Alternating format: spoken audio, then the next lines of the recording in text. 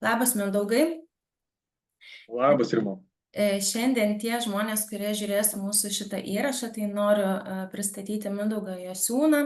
Tai Mindaugas yra verslo konsultantas, lektorius, ICC coachingo specialistas, vasaros stovykla, tėvo ir sūnaus ryšys iniciatorius ir vedėjas, mokytojas ir šiaip labai fainas žmogus. Pas Mindaugą buvau mokymuose, labai patiko ir iš tikrųjų būtent dėl šitos priežasties pasikviečiau Mindaugą pasikalbėti apie mokymus, apie tai, ar šiais laikais mokymai yra pasirinkimas ar būtinybė darbo rinkoje. Tai Mindaugai, mes mokytis iš tikrųjų pradedam jau mokykloje, būdami vaikai, ir tie mūsų mokymai gaunasi, kad jie yra labiau susijęs tokiu esminiu poreikiu išgyventi, bet kada mes esame jau suaugę žmonės, tai mokymai yra labiau susijęs su socialiniais vaidmenimis. Ar sutinki? Ačiū, Rimo, už pristatymą. Tokį fainą. O atsakant į tavo klausimą, aš tai sakyčiau, žinai, tų kampų yra daug, bet tai tiesiog atsakysiu iš vieno kampo. Kad kaip mes esame mažesni ir gal nebūtinai sąmoningi, tai mes darom tai, ką reikia. Ir einam, nes mums liepia tėvai, sistema ar dar kažkas, tai ir, ta prasme, kažkurio metu mes tampam sąmoningi, kai kas dar būdami vaikai, kai kas paauglystėje, kai kas jaunuolio amžiuje, o kai kam ne visada, kaip ten tas yra pajuokavimas, ne visada su amžium ateina protas. Tai kai kurie iš tiesų, svarbiausia, kad mes ateinam iki to momento, kada mes sąmoningai pasirenkam, kad tos žinios mums reikalingos tam, kad atsitiktų pokytis, kad žinios reikalingos tam, kad aš vystyčiau, auginčiau vieną arba savo kitą kompetenciją tam, kad galėčiau pasiekti geresnį rezultatą. Tai, žinai, nepaslaptis ir į mokymus. Ta prasme, ateina žmonės tie, kurie ateina su sąmoningu pasirinkimu ir aš atsakau pasirinkimu. Kad aš pats renkuosi, kad aš noriu vystyti vieną arba kitą kompetenciją ir auginti ir įgyti vienu ar kitų žinių, kurios man yra reikalingos mano darbe, mano asmeniniam gyvenime, mano sąmoningumo augime, mano darbiniai karjeroj ir taip toliau, taip toliau. Arba atnaujinti senus, žinai, įgūdžius, turbūt. Taip. Ne tik naujų įgyti. Taip. Tai, Mindaugai, dabar yra tikrai dirbtinis intelektas, daug technologinių, ekonominių vairių pokyčių, ar ne, rinkoje. Tai ką mums dar reikalingi tie mokymai, jeigu mes galim labai daug ką pasidaryti dirbtinio intelekto pagalba? Vėlgi, žinai, čia labai platus klausimas ir daug kampų. Ir to tokio vieno atsakymo tiesaus, šviesaus nėra. Tai gal aš taip iš kelių kampų pabandysiu atsakyti, taip kelis momentus sudėliodamas. Tai dirbtinis intelektas ir yra dirbtinis intelektas. Jisai kol kas neatstoja ir labai tikiuosi, kad neatstos to tikro žmogaus jausmų, vaibo, gyvybės, energijos ir taip toliau, taip toliau. Ir visada yra, ir aš labai tikiuosi, bus smagiau ir fainiau bendrauti su žmogum, negu su dirbtiniu intelektu. Iš kitos pusės, kitas kampas. Ta prasme, tikrai mes turim išnaudoti tą dirbtinį intelektą ir jo pagalbą, kaip asistentą, kaip žinių šaltinį, bet vėlgi turim vertinti kritiškai. Ta prasme, ir tikrai ten mes gaunam tą tikslę, teisingą, pilną, gilę informaciją. Ar gaunam tik tai tokį paviršių, kažkokius, tokius quick fix, kaip aš sakau. Tai reikėtų iš tos pusės įvertinti. Šiaip pavasarį buvau tokioj konferencijai ir labai geras vienas sakinys buvo apie tą patį dirbtinį intelektą, kad mes jį, tuoj sudėliosiu, prisiminsiu, mes jį pervertinam trumpuoju laikotarpiu dirbtinio intelekto naudą, ta prasme, kad mes per daug teikiam jam reikšmės. Iš kitos pusės, ilguoju laikotarpiu mes jį nuvertinam. Tai buvo tokia labai gera viena frazė, kuri mane privertė susimastyti. Mes per daug apie jį čia kalbam ir čia per daug jį išdidinam, auginam ir taip toliau. Trumpuoju laikotarpiu, bet ilgu, tai tikrai jis yra ir bus ir augs kaip stiprus mums pagalbos ir žinių šaltinis. Kitas momentas, kitą momentą užmiršau, bet prisiminsiu. Tai gerai. apie dirbtinį intelektą. Bet nežinau, ar atsakiau į tavo klausimą? Atsakei tikrai. Mhm. Ir kalbant apie tą pasirinkimą, ar ne, kaip tu sakai, kad sąmoningumas ateina, tai mes galim kalbėti apie žmonės kaip individus, bet mes galim kalbėti ir apie organizacijas. Tai nemažai tyrimų iš tikrųjų rodo, kad vienas iš motivatorių darbe, ar ne, žmonėms būtent yra mokymai. Ir organizacijos nemažai skiria to biudžeto įvairiems mokymams. Pasidalink, kokias tu matai tendencijas Lietuvoje, kiek tų besimokančių organizacijų arba organizacijų, kurios siunčia savo darbuotojus į mokymus, yra apskritai? Ar yra didėjanti tendencija? Ok. Žinai, tokio tyrimo nesu padaręs arba aš jo nežinau, kad būtų labai aiškiai pasakyta, kiek organizacijų siunčia ir kokios yra investicijos į mokymus ir taip toliau, taip toliau. Dar vakar iš tiesų galvojau apie šitą klausimą ir vėlgi iš skirtingų kampų. Taip aš darau prielaidą, žinai, nes kaip aš sakau, faktų neturiu. Darau prielaidą, kad yra organizacijų vienas lygis arba viena grupė, kurios ganėtinai daug investuoja į mokymus ir į jas įėjus ir nuėjus mes pamatysim, kad tikrai tūkstančius ir 10 tūkstančių investuoja į darbuotojų ugdymą.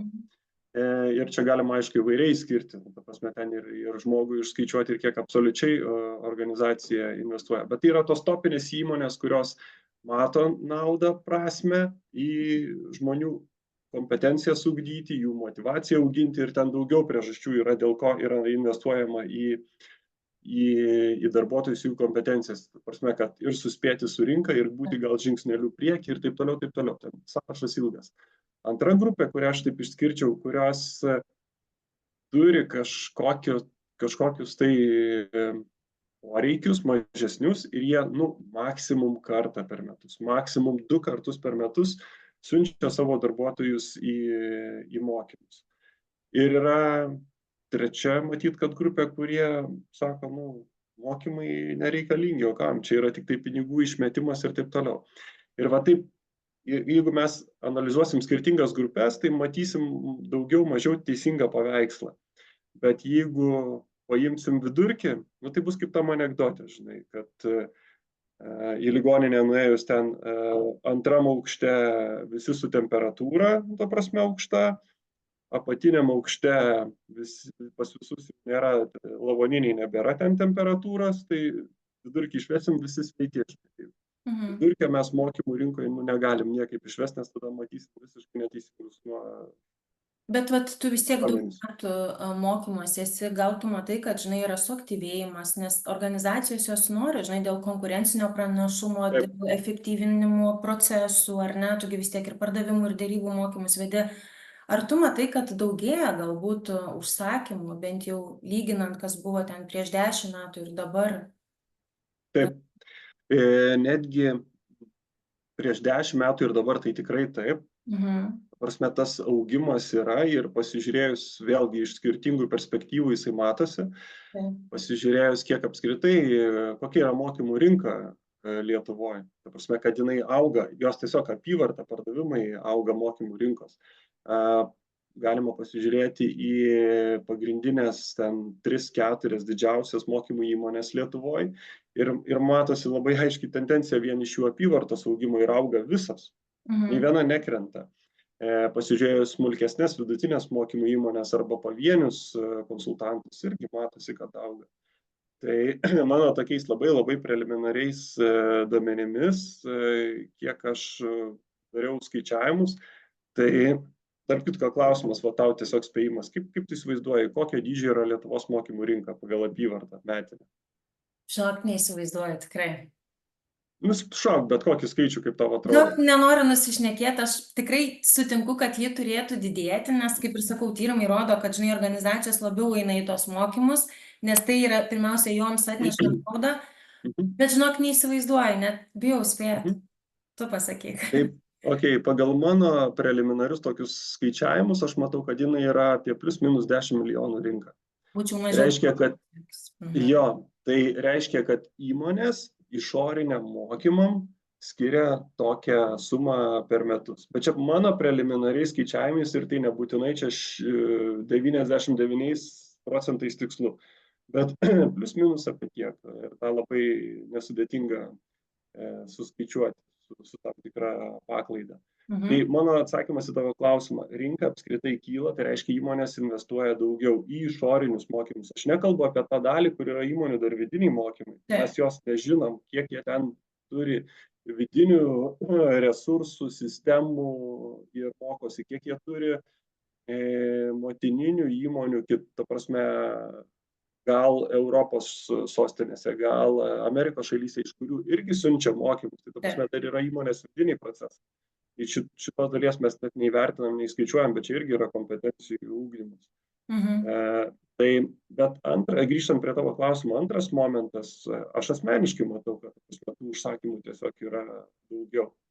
Ir užklausų daugiau, ir mano darbo apimtis yra padidėjusi. Tai, ta prasme, ir matau iš kolegų lygiai taip pat. Tai kaip bebūtų keista, prieš metus visi vis truputėlį kalbėjo apie krizę. Sako, ir mokymai yra ta eilutė, kur įmonės pirmiausiai išbraukia, ypač taupydamos ir per krizę. Tai galiu pasakyti, kad nieko panašaus. Ta prasme, mokymų apimtis ir investicijos organizacijų mokymus nesumažėja, o atvirkščiai padidėja. Ir aš matau toliau tą didėjimą. Tai man labai džiugu, pirmiausia, egoistiškai dėl savęs, dėl visos mokymų rinkos ir svarbiausia dėl organizacijų ir pačios ekonomikos. Reiškia, tai yra pozityvus indikatorius. Ir svarbu. Kalbėjom apie pinigus, žinok, aš turiu tuos duomenis, aš turiu 22 metų statistą duomenis, kad realiai vienam žmogui organizacija skiria apie 1200 eurų per metus. Aišku, čia, žinai, varijuoja nuo organizacijos dydžio ir kitų dalykų. Vienam žmogui, taip? Vienam žmogui, taip. Ir paprastai šiaip skiria apskritai nuo 2 iki 5% viso savo metinio biudžeto.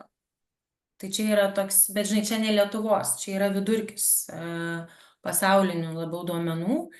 Bet įdomu būtų susižinoti, su kokiu biudžetu eina Lietuvos organizacijos. Suprantu, kad irgi nuo dydžio priklauso, žinai, bet ar mes pataikom į tą vidurkį ar nelabai. Gal tu žinai? Tai va. Žinai, aš galėčiau atsakyti taip iš to kampo, kad kiek skiria vienam žmogui arba kiek skiria mokymų dienai arba keliom. Tai iš tos gal pusės galėčiau atsakyti, kiek organizacija apskritai skiria mokymam, tai matyt, kad kiekviena labai individualiai, jeigu kalbant apie absoliučius pinigus. Ar procentiškai irgi, ta prasme, man būtų sunku pasakyti. Paprastai, ką aš matau, įmonėse yra tiesiog numatytas biudžetas mokymų. Ir ta tokia sena gera sistema, kad yra numatytas biudžetas mokymam, jie stengiasi tą išnaudoti. Jeigu neišnaudoja, kitais metais tai gali būti sumažintas. Tai dėl to, ta prasme, yra tikslas jį išnaudoti. Bet čia, ta prasme, tas planavimas ne pats geriausias. Tai mano akimis tas planavimas, jeigu taip ilga istorija trumpai, tai tiesiog numatyti, kokie yra gepai kompetencijų.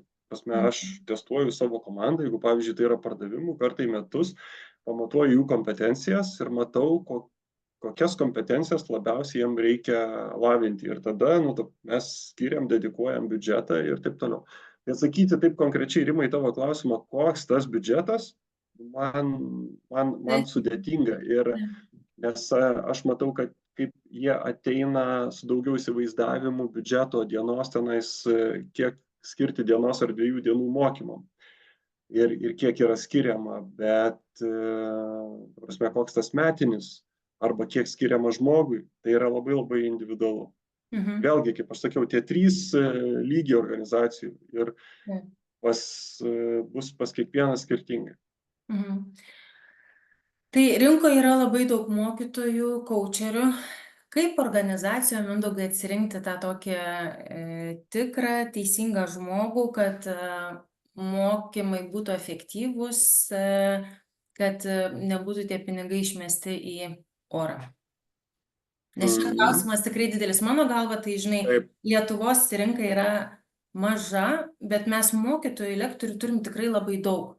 Ir aišku, eliminuokim tą faktą, kad ten, jeigu mums reikia pardavimų, tai mes einam konkrečiai pas pardavimų lektorių, bet iš esmės jų irgi yra labai daug. Tai kaip, pagal kokius kriterijus mums atsirinkti tą tinkamą mokytoją, kad mes jaustumėmės kaip organizacija, tarkim, arba kaip žmogus tinkamai investavę į mokymus? Čia labai platus ir labai subtilus Man klausimas. patinka platus klausimai. Jo. Tai žinai, aš atsakysiu pirmiausia, pirmas dalykas, ką reikėtų padaryti, tai pačiai įmoniai savo labai sąžiningai ir atvirai pasakyti, ko aš noriu iš šitų mokymų, kokio aš rezultato noriu ir kas po jų turėtų pasikeisti ir koks tas lektorius mums labiausiai būtų tinkamas. Pagal vaibą, pagal jo asmenybės tipą, pagal jo patirtį, pagal jo pasiekiamus rezultatus ir taip toliau. Nes tokiu būdu, kai aš atsakau kaip organizacija savo tuos klausimus, aš irgi prisiemu atsakomybę už mokymų ir rezultato, už mokymus ir rezultatą ir už tą sėkmę mokymų, jeigu taip galima pasakyti ir taip toliau. Ir dar svarbiau, ta prasme, aš užbėgsiu taip truputį į priekį, kas turėtų vykti po mokymų ilguoju laikotarpiu. Nes, ta prasme, mokymai realiai tik tai pirmas žingsnis. Aš gaunu žinias, gaunu įgūdžius, gaunu pavyzdžius, gaunu įrankius ir taip toliau. Bet ką aš su tuo darysiu? Tai vat atsakant į šitos klausimus savo, tada įmoniai daug lengviau yra, kai aš žinau, ko noriu, tada daug lengviau pasirinkti tą lektorių. O, žinai, taip žiūrint iš patirties ir į kolegas, nes, ta prasme, aš ir mokymų įmonėse matęs daug kolegų ir kaip jie dirba, ir kaip jie save parduoda, ir taip toliau, ir tą kokybę. Tai ir galiausiai kokios organizacijos ir kokie dalyviai ateina į tuos mokymus. Tai vėlgi matau, kad nepopuliariai gal pasakysiu, iškomunikuojama vieno, kad mums reikia rezultato, pokyčio, bet realiai dažnu atveju reikia visai ko kito. Dėl to aš ir sakau, pirmiausia, savo atsakykit sąžiningai, ko jūs norite iš mokymų ir ko jūs norite iš lektoriaus. Nes labai dažnai įmonė sako, kad reikia rezultatų, o iš tiesų jie ateina ir nori tiesiog smagiai praleisti laiką. Team buildingą, žinai, pasidaryti, kad visi susiklijuotų. Jo, tiesiog, kad būtų faina, taip toliau pasijuokti ir aš turiu tokį pavyzdį. Ta prasme, įmonė nuėjo pas vieną lektorių į mokymus ir sako, kaip buvo faina, kaip mes gerai praleidom laiką, ta prasme, mes ten ir labai subtilus humoras, ir pastoviai, ta prasme, mūsų veidai tokie, ir mes ten ir šypsenos, ir juokas, ir taip toliau. Nuostabus mokymai, nuostabiai praleidom laiką. Vienas iš vadovų po mokymų ten po kelių dienų klausė, o ko jūs išmokot?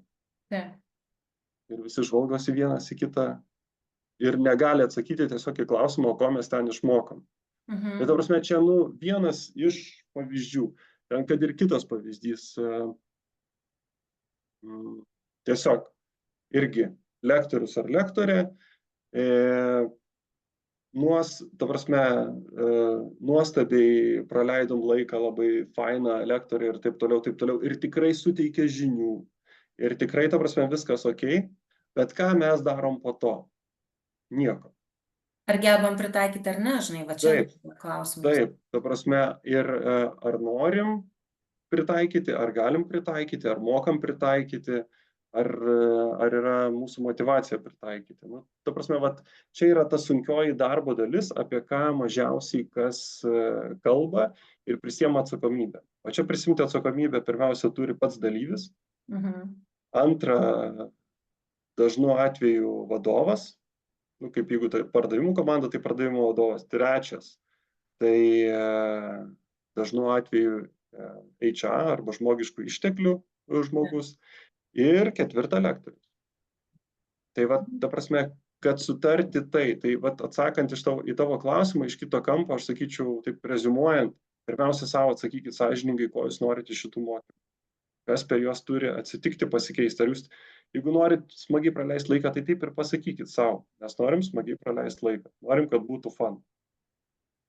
Jeigu norim rezultatų, tada savo sąžininkai atsakykit, gerai, bus, ta prasme, aš garantuoju, kad iš 80%, ten 70% mano kolegų visi praves profesionalius mokymus. Bet didysis klausimas, o ką darysit su tuo po to?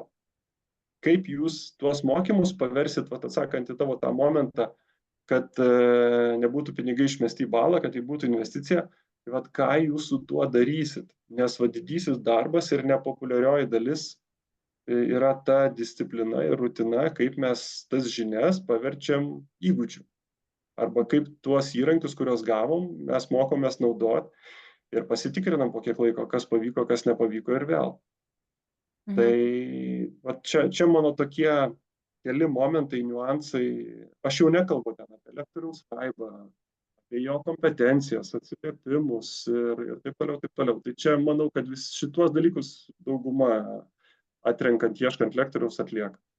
Nes aš tau paantrinsiu, žinai, jeigu gerai praleido mokymo metu laiką, bet negeba pritaikyti paskui, žinai, tų įgytų žinių, tai kas kaltas, tai lektorius, nes lektorius buvo blogas. Tu tai nepasakysi, kad tu kažko, žinai, neišmokai. Nu, tai jo. Puiku. Jo, žinai, čia iš tos pusės visada tas toksai pirmas ir tradicinis mūsų požiūris, kas kaltas. Taip. Nes pinigus tai sumokėjai, žinai. Jo, paksas nekaltas, aplinka kalta. Tai visada, žinai, atsakomybę mes perkeliam kažkam tai kitam, ne savo.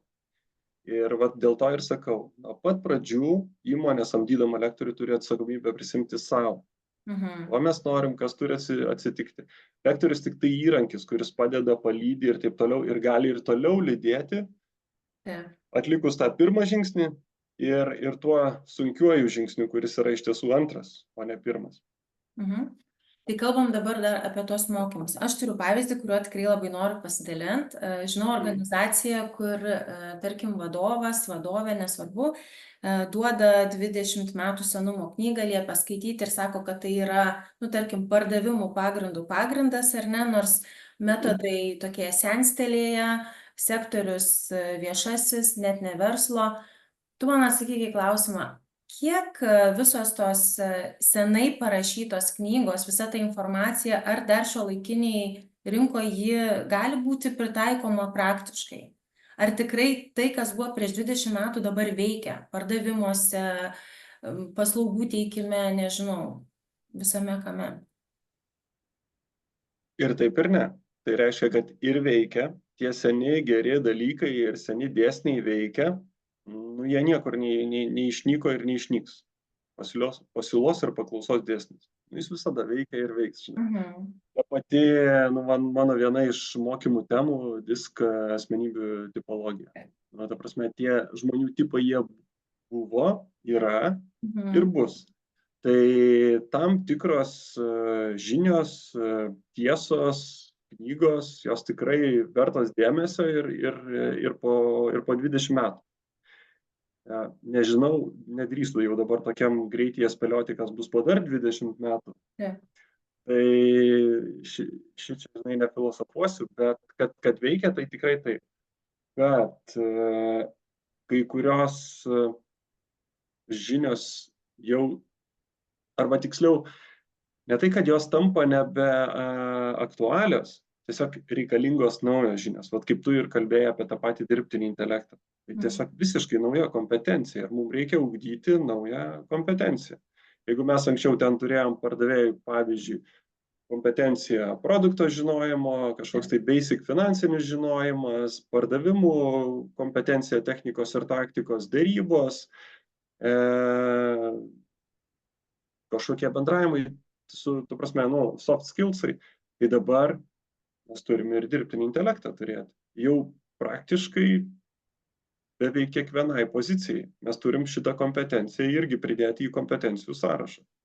Bet jo, žinai, Tai atsiranda tos naujos, jo, nes aš galiu pasakyti pats, tai aš perėjau visą tą pardavėjo kelią nuo pardavimų vadovo, nuo Lietuvos iki Pabaltijo ir Skandinavijos pozicijų. Ir aš matau, kad prieš 10 metų mano kompetencijos buvo vienos ir aš kaip pardavėjas ir kaip pardavimų vadovas, aš kaip save vadinu tos senos kartos old schoolinis pardavėjas, kuris visada pardavinėdavo face to face ir tas B2B pardavimai. Ir aš dabar matau, kad save pardavinėjant ir pateikiant, aš jau turiu turėti visai kitas kompetencijas. Aš apie kažkokius tai digital pardavimus ir ten komunikaciją socialiniai medijai prieš 10 metų man net galvoj nešovė, kad to reikia man ir iš tiesų man nereikėjo. O dabar yra visai kitaip. Man tai yra must to have. Taip, čia tas pats, žinai, kaip su klientų aptarnavimu, anksčiau buvo vieni standartai, dabar yra kiti, žinai, mes dabar turim didesnę orientaciją klientą, tas pats yra personalo srityje, žinai, anksčiau išeina darbuotojas, mes net nežinom, kas yra exit interview arba kas yra onboardinimas, supranti, skiriasi šitie dalykai, tie, kurie buvo prieš 10 ar 20 metų ir tai, ką mes turime dabar. Liuks, dar tada jau matau, laikas truputėlį baigėsi. Aš iš tikrųjų pažįstu žmonės, kurie yra nebaigę aukšto išsilavinimo, bet turi puikiai funkcionuojančius verslus. Ar universitete tu vis tiek neišmoksi visų, pavyzdžiui, verslo subtilybių ar ne, tai kiek mokymai tiksliniai gali žmogui suteikti žinių ir naudos, kurių mes negaunam, tarkime, baigę kažkokią tai instituciją, ne, kolegiją, universitetą ir panašiai. Kiek tų įgūdžių mes galime savo pasikraut mokymų metu? Jeigu aš taip teisingai suprantu tavo klausimą, tu lygini, imkim, du skirtingus atvejus, kada žmogus, kaip verslininkas, jisai nebaigęs universiteto ir taip toliau ir vysto verslą ir sėkmingai, ir tas, kuris, ta prasme, baigęs universitetą ir turintis žinių, nebūtinai eina tuo pačiu keliu. Ta prasme, nebūtinai taip pat sėkmingai jam sekasi. Taip, nes matai, tu pabaigęs įgijęs išsilavinimą, tai tau negarantuoja sėkmingos profesijos, sėkmingo verslo ir panašiai, žinai. Tai čia yra nuo kitų įgūdžių priklauso iš esmės. Tai kiek mokymai gali tą paskatinti ir užtikrinti tą, tarkim, sėkmingą kryptį karjeros arba sėkmingą verslą? Aš taip pabandysiu labai taip trumpai šitą klausimą atsakyti, bet paskui, aišku, galėsime jį praplėsti.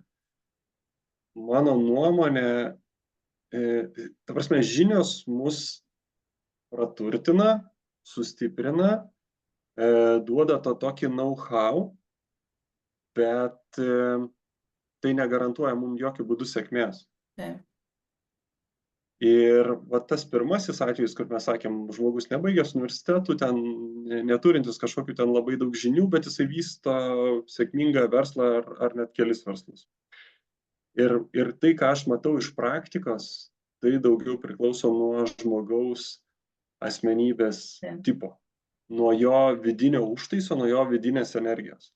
Ir aš dabar, kad ir iš savo aplinkos rato, taip pat galvoju, tie, kurie tiesiog nenustygsta vietoje, jie turi pilną energijos, jie turi daug minčių, idėjų, jie yra vieni, žinai, ekspresyvūs, kiti direktyvūs, bet šitiem žmonėm net nebūtina kažkokių tai ten žinių universitetų ir taip toliau, jie negalėdami nusėdėti vietoje ir nustygti iš tos vidinės energijos, jie eina, daro, turi tikėjimą, pasitikėjimą ir pramuša tas sienas ir padaro verslus, kur kartais, wow, aš to prasme dabar vieną bičiulį pasižiūrėjau, per 7 metus nuo from scratch, per ten pirmus metus pasiekus arti kelių milijonų apyvartą, dabar jis jau per 7 metus turi 30 kelių milijonų apyvartą. Ir vien tik tai dėl to, kad, ta prasme, vidinė energija, toksai direktyvumas, ėjimas, jėga pas jį yra. Ir šalia, ta prasme, gali padėti žmogų, kuris turi daug žinių. Ir toli gražu klausimas, ar jisai pasieks tuos pačius ten 2 ar daugiau milijonus per tuos pačius 7 metus. Tai šiuo atveju žinios mums padeda eiti, ta prasme, padeda atrasti tą kelią, padeda atrasti sprendimus, bet tai jokių būdų negarantuoja sėkmės. Daug, ta prasme, tos soft savybės, žinai, yra mano akim Svarbesnės. Jo, aš taip pat galvoju, ar vienodai svarbios, ar svarbesnės. Kol kas dar taip savo neįvardinau šią akimirką. Mhm. Galima sakyti, kad gal ir svarbesnės. Bet čia klausimas, jo, dažnai tos softinės mums duoda, kaip tą teisingai Ar yra, atlikti. Mindaugai, mokymai universalūs visiems? Ar tu turi minty tema, ar dar kažkas, tai ką tu turi minty? Na, tarkim, vieni mokosi ar ne, eina į pardavimus, į dėrybų mokymus, kiti ten Excelio mokinasi ir panašiai, bet mokymai, kurie būtų naudingi visiems. Na, pavyzdžiui, asmenybių tipologija. Taip, absoliučiai, be abejo. Tai, žinai, aš vat kaip ir savo temas pristatinėjau ir vedu mokymus, tai mano vis tiek daugiau orientuota į pardavėjus ir pardavėjų komandą, nes tai yra dėrybos, tai yra B2B pardavimai ir diskas. Iš tiesų, vat šita tema arba šitas įrankis yra visiškai universalus. Tai jisai tinka tiek pardavėjam, tiek administracijos darbuotojam, tiek bet kurio tipo komandom, nesvarbu kokias funkcijas jie atlieka, nes čia yra universalu. Čia yra apie tai, kaip bendrauti su kitu žmogum, kaip jį pažinti, kaip pažinti pirmiausia save, kaip pažinti kitą ir kaip susitarti, kaip rasti tuos kelius į bendradarbiavimą, rezultatą ir nesvarbu, ar su vidiniais klientais, reiškia su savo organizacija, ar su išoriniais klientais. Mhm. Tai taip, tokių universalių, matyt, kad mokymų mes galim rasti ne vienus, kurie tinka daugumai. Ir šita kompetencija, tokia socialinė bendravimo kompetencija, jinai reikalinga praktiškai visiems. Nebent aš esu užsidaręs kažkur, tai kažkokioj tai dėžutėj kambarį ir nebendrauju su nieku. Bet vis tiek greičiausiai gal siunčiu kokį mailą, gal darau kokį skambutį. Ir čia vėl reikalinga, kaip mano vienas bičiulis sako, reikalinga kaip 100 velnių. Taip. Tai finalizuojant, Mindaugai, pokalbį, tai ar galima pasakyti, kad mes mokymasi, šiaip turėtumėm paversti įpročiu, kad suspėtumėm su visais technologiniais pokyčiais, su pačia rinka, tark žodį? Tikrai taip. Ir aš tiesiog savo kailiu išbandęs ir galiu pasakyti, ir kad tai galioja ne tik man, o daugeliu, o gal net ir visiems, kad mokymasis visą gyvenimą. Mhm. Nes, ta prasme, jeigu tu nori tobulėti, augti, tai aš vieno arba kito dalyko tikrai mokausi. Vienos ar kitos kompetencijos man tikrai reikia. Ir tai visiškai normalu. Ir vėlgi girdėjęs likti tik tokią tiesą, kad kai aš jau viską žinau, viską moku, tai man nieko nebereikia šitam pasauliu, tai aš jau tada galiu ir numirti. Tai tam, kad gyventi pilnais plaučiais ir pajausti ir eiti pirmyn, tai aš tikrai sakau, kad mokytis profesiniam gyvenime, karjeroje ir taip toliau augti, mokytis ir augti savo asmeniniam gyvenime. Ir vienas labai labai svarbus irgi dalykas, kad įgyti žinias viskas fine, bet jas aš turiu naudoti ir pritaikyti ir tokiu būdu augti. Nes jeigu aš tik tai žinias įgyju ir nieko su jom nedarau, tai aš tada tik tai storėju. Ačiū tau labai už pokalbį, Mindaugai. Ačiū. Ačiū Rima tau, kad pakvietei. Dėkui.